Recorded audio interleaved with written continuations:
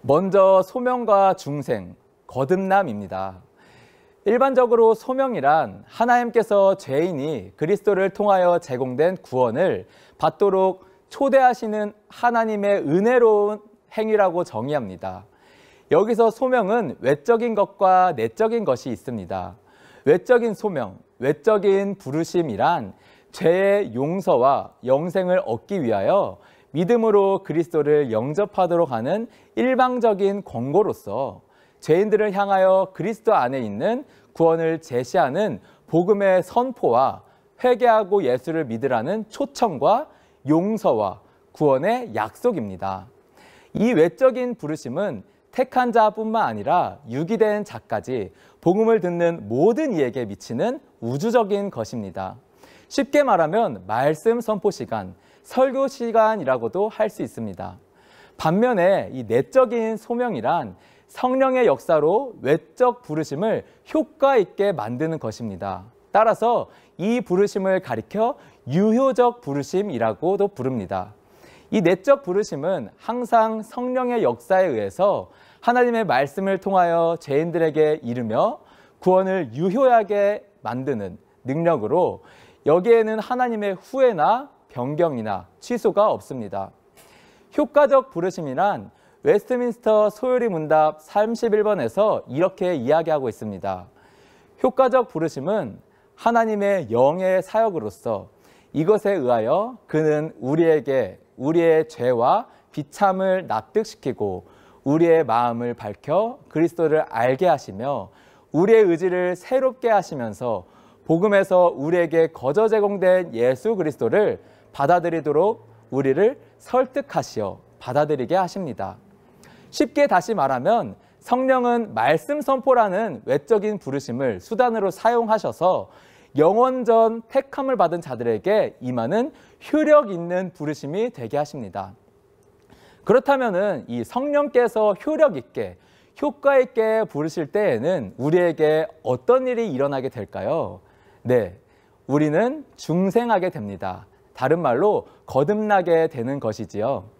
우리 안에 새로운 생명과 성향이 심기는 것입니다. 일반적으로 우리의 죄와 비참함을 납득시키게 되면서 전에는 크게 와닿지 않았던 죄의 문제, 죄로 인한 영혼의 상태가 비참하다는 문제의 심각성을 깨닫게 되는데 이것이 성령의 효과 있는 부르심을 통하여 납득이 됩니다.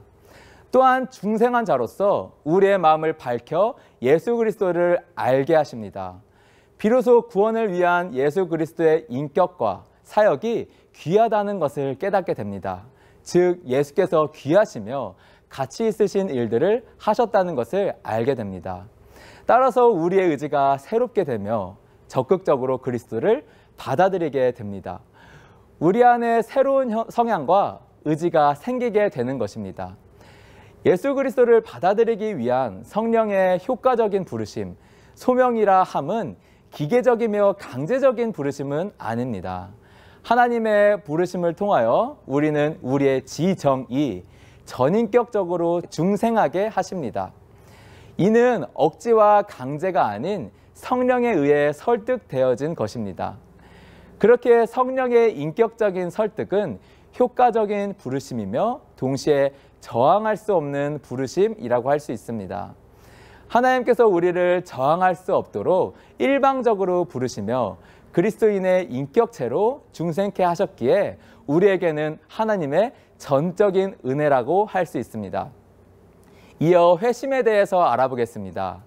회심은 복음의 말씀과 성령으로 거듭난 새로운 본성이 옛 모양의 삶을 그치고 새로운 삶을 시작하는 의식적인 첫 번째 행동이라고 할 수 있습니다. 이 행동은 첫째로 죄에 대한 회개이며 둘째는 그리스도에 대한 전적인 의존, 즉 믿음으로 이루어집니다. 성경 마가복음 1장 15절 말씀을 제가 읽어드리겠습니다. 이르시되 때가 찼고 하나님의 나라가 가까이 왔으니 회개하고 복음을 믿으라 하시더라. 이어서 사도행전 19장 4절 말씀도 읽어드리겠습니다. 바울이 이르되 요한이 회개의 세례를 베풀며 백성에게 말하되 내 뒤에 오시는 이를 믿으라 하였으니 이는 곧 예수라 하거늘. 이 두 말씀을 읽어보며 우리는 회개와 믿음이 관계에 있음을 알 수 있습니다. 회개는 죄에 대한 마음의 변화로 죄가 죄라는 것을 인식하고 죄를 미워하게 됩니다. 거듭나기 전에 죄를 자연스럽게 짓게 되었다면 이제 죄를 범하지 않으려는 마음의 성향이 생기는 것입니다. 믿음은 그리스도에 대한 전적인 의존입니다. 믿음은 자신의 죄, 죄의 결과, 자신의 생명과 인생의 모든 것에 있어서 전적으로 예수께 의존하는 것을 의미합니다. 따라서 믿음에는 반드시 회개가 수반되며 회개는 반드시 믿음을 근거로 합니다. 믿음과 회개는 거의 동시다발적으로 이루어진다고 할 수 있는데 회개와 믿음을 합쳐 우리는 회심이라고 말합니다. 우리는 중생에 이어 회심에 대해 알아보았습니다. 중생과 회심에 대한 차이를 말씀드리겠습니다.